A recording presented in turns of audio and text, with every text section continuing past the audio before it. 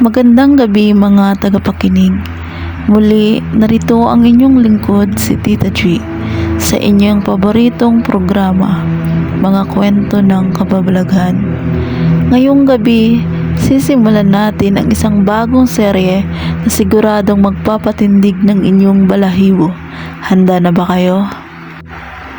Ang ating kwento ay naganap sa isang lumang hasyenda sa gitna ng mga taniman ng tubo sa Negros Occidental.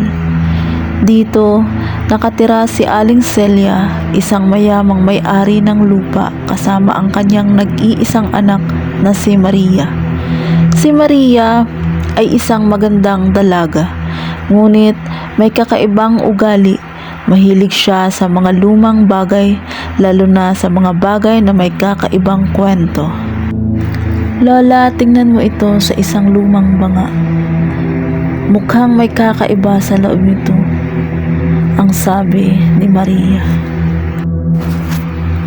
Ang sabi naman ng kanyang nanay, Maria, huwag mong pakailaman iyan. May mga bagay na mas mabuting hindi na natin ginagalaw pa.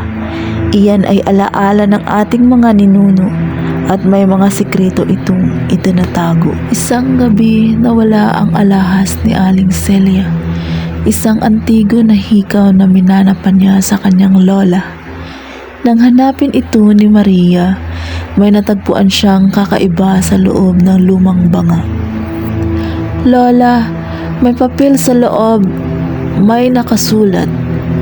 Ang papel ay naglalaman ng isang lumang sulat, isang babala mula sa isang ninuno ni Aling Celia, isang babala tungkol sa isang espiritu na naninirahan sa hasyenda, isang espiritu na nagbabantay sa mga kayamanan ng pamilya.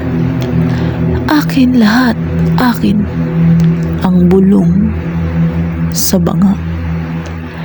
Nagsimula na ang mga kakaibang pangyayari sa hasyenda. Mga nawawalang gamit, mga anino sa gabi, at nakakakilabot na bulong na naririnig sa buong bahay. Sino kaya ang nasa likod ng mga pangyayaring ito? Ano kaya ang kaugnayan ng nawawalang alahas sa mga kababalaghan sa hasyenda? Abangan ang susunod na kabanata ng Ang Bulong sa Banga. Dito lang sa Mga Kwento ng Kababalaghan.